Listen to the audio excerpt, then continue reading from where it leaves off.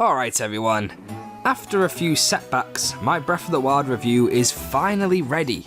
I still haven't defeated Calamity Ganon yet, but I feel that this game is so massive that his impact on the game overall really won't make a difference to my opinions. Now, when forming an opinion of a game, there are four main things I like to take into consideration. That's the gameplay, the storyline, the design, and the soundtrack.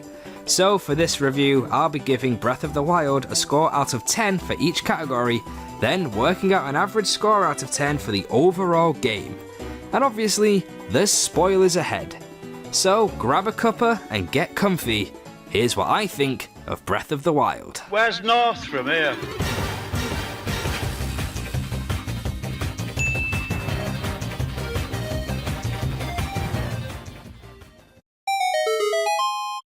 Breath of the Wild is the largest Zelda title we have ever seen. Its huge open world map is quite daunting at first.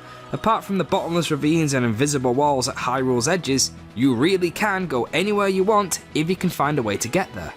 This open world freedom is certainly nothing new to the gaming scene, with the Elder Scrolls and Fallout series leading the charge as the heavy hitters. It's also technically not new to the Zelda series either. Titles like A Link to the Past, A Link Between Worlds, and even the original Legend of Zelda allow you to transverse Hyrule, completing dungeons in almost any order. And Ocarina of Time, Twilight Princess, and Wind Waker are anything but small. But Breath of the Wild takes this to the next level. There's surprises and secrets hidden behind every corner, not to mention loads of Easter eggs and references to past Zelda installments. It would take weeks, maybe even months, to explore every little surprise Hyrule has to offer, so you'll rarely get bored. The open world isn't the only conventional Zelda mechanic to be challenged either. Link's weapons now break if used too often, including the Master Sword. Although in the Master Sword's case it's more of a cooldown than outright breaking. This means you'll be forced to carry many different melee weapons, bows and shields to fend off the monsters that roam Hyrule. Weapons breaking in the middle of a fight makes you think outside the box and change up your strategy, as well as making you think twice before running in blindly. That's the thing with combat in general really. Unless you're 100% confident you can take down everything with ease, it's never a clever idea to charge in recklessly. This is especially true early game, when more or less everything can one-shot you. No word of a lie, until I gained more than 7 hearts, blue bokoblins would send me running for the hills. Fortunately, Link's armour and clothes don't share the same durability mechanic. Once you unlock a piece of clothing, it will remain forever, no matter how many times you take damage. Clothes and armour can be upgraded at Great Fairy Fountains and have various perks to make your life easier, such as increased climbing speed, buffs to attack power, and tolerance to extreme weather conditions. You can also cook food and elixirs with benefits that negate weather conditions, as well as granting other buffs and effects. Breath of the Wild's cooking system is really well thought out and encourages you to experiment with various ingredients and monster parts to find that magic combination. Try cooking 5 hearty durian fruit and see what happens. No need to thank me. Food is the main way you'll be healing your lost hearts, so make sure to hunt and forage often. As mentioned earlier, the combat can be quite difficult early game, and later on too if you get caught off guard. However, as you progress you unlock different abilities and upgrades for your Sheikah runes that really help you out. The champion abilities you gain by completing the Divine Beasts relieve some pressure too. Daruk's Protection and Mipha's Grace allow you to survive longer. Urbos's Fury desolates most enemies unless they're really powerful. And if all else fails, Revali's Gale makes for a handy getaway if you can find an opening to use it. And once you get the hang of it, ploughing through hordes of monsters is extremely fun and very rewarding. You'll never forget the pride you'll feel when you take down your first Lionel. But it's not all good times in the gameplay department. Countless people have expressed their dissatisfaction at the frame rate, particularly when it drops when there's lots of elements on screen at once. In fact, the game is completely frozen for a couple of seconds when I've been fighting larger enemies like moblins. Also, certain elements feel very repetitive, especially the combat trial shrines. The main bosses of the game are lacking in variation too, and although each one has its own style of attacking and requires a slightly different strategy, they're all a form of Ganon. As for Calamity Ganon himself, I've yet to face him, but I've heard he's very easy as far as final bosses go. However, overall the gameplay is very enjoyable and is different to any other Zelda title we've seen. There's flaws, which is to be expected, but for the most part Nintendo did a great job. But did they really have to include that bloody stamina wheel? Gameplay, 9 out of 10. If you don't want any storyline spoilers, then skip ahead to the design section. Breath of the Wild's storyline is my favourite plot in the whole series. It's different to the usual formula of bad guy appears, captures Zelda, Hyrule is in trouble, Link saves the day. This time, we're way beyond all that nonsense. Hyrule is in ruins, monsters are everywhere, countless people are dead, and Ganon and Zelda have been locked in battle for 100 years. Link wakes up in the Shrine of Resurrection not knowing who, what, why or how, and we embark on a journey to figure out what the hell is going on. The story of Breath of the Wild is told beautifully. I personally love the idea of recovering Link's memories and reliving the past through voiced cutscenes. Sure, the dub voice acting is dire, and Zelda sounds obnoxiously British, but damn does it suit her. Slowly we begin to piece together the story in fragments and disjointed cutscenes that eventually all flow into one tale of hope and ultimate despair. Calamity Ganon terrorized Hyrule 10,000 years ago, but was stopped by that time's Link, Zelda and champions, along with the Sheikah's guardians and the divine beasts. But 100 years ago he broke free.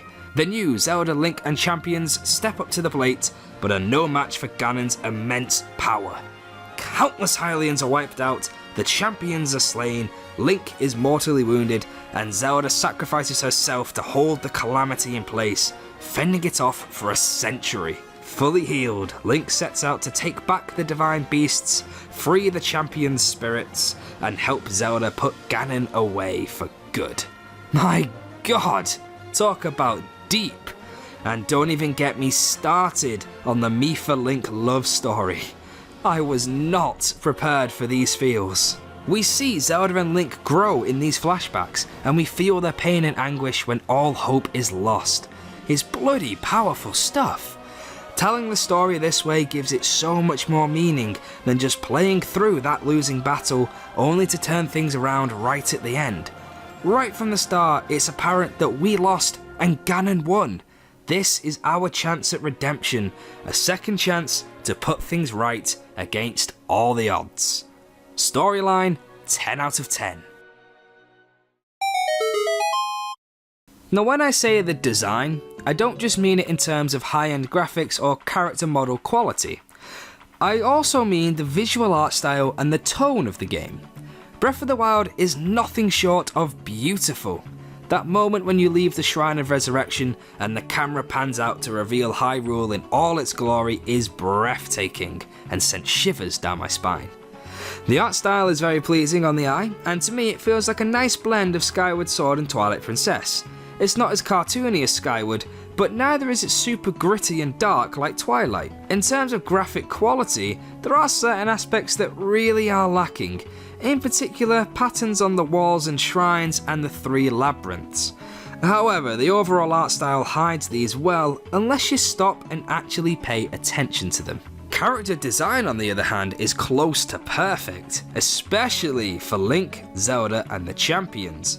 This goes for the monsters of Hyrule too. They're all recognisable but have their own Breath of the Wild twist. Plus Lionel are downright terrifying. Sometimes the enemy design can feel a little lazy though. The Ganon bosses all look similar, but then again you'd expect them to, being forms of Calamity Ganon. And most monsters just come in different colours, which symbolises how strong they are. Some of the armour, weapons and equipment available to Link have amazing designs as well, and certain amiibo unlock the clothes of various Links across the wider timeline, which is a very nice touch. There are little niggles that let the design down, but these are overshadowed by the sheer beauty of Hyrule and the exceptional character design that we've come to expect from The Legend of Zelda.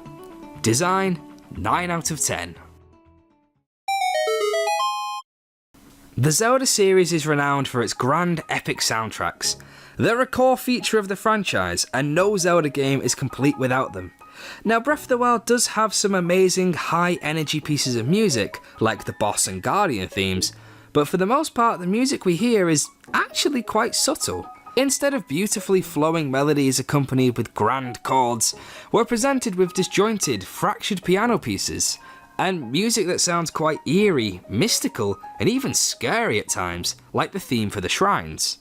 What's more is that fan favourite motifs and songs appear in very clever ways. The most noticeable ones are Epona's song, played by Kaz, the accordion playing Rito, whenever he's at a stable, the Song of Time broken up and slowed down for the Temple of Time music, Zelda's Lullaby slowed down for the horse riding theme during the day, and, my personal favourite, the main Legend of Zelda theme played gorgeously on violin when riding a horse at night. These subtle, broken melodies suit the tone and theme of Breath of the Wild perfectly. It wouldn't have the same effect if every piece of music had blasting trumpets, racing strings, and pounding percussion. It'd spoil the mood. It's such a clever idea and I absolutely love it.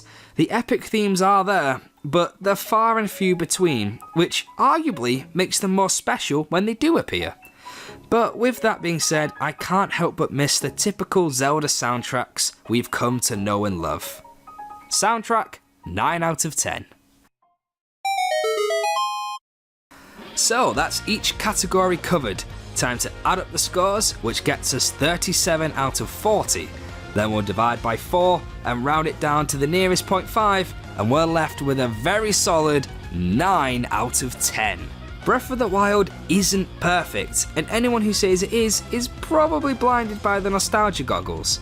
This is the first new console Zelda game we've had since 2011, so we've been waiting a long time for this.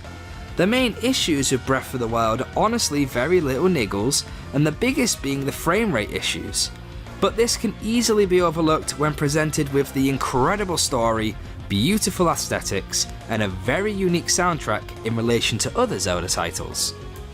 Just because I didn't score it 10 out of 10 doesn't mean I don't think this is probably the best Zelda game we've had since Ocarina of Time or Twilight Princess. It's a must-have by all definitions of the term, and I can't think of a better way for Nintendo to wave goodbye to the Wii U and usher in a new era with the Nintendo Switch. This was well worth the wait. And there you go, that's my opinion and my review of The Legend of Zelda Breath of the Wild. If you liked this video, then hit the thumbs up button, and if you didn't like it, then hit the down thumb button. And don't forget to let me know what you think of Breath of the Wild in the comment section. If you want to see some more stuff from me and to keep up to date with all my videos, then please subscribe to the channel, it'd be greatly appreciated. But in the meantime, I'll see you all in the next video. Have a great week, I've been SomeNorthernGuy, bye bye!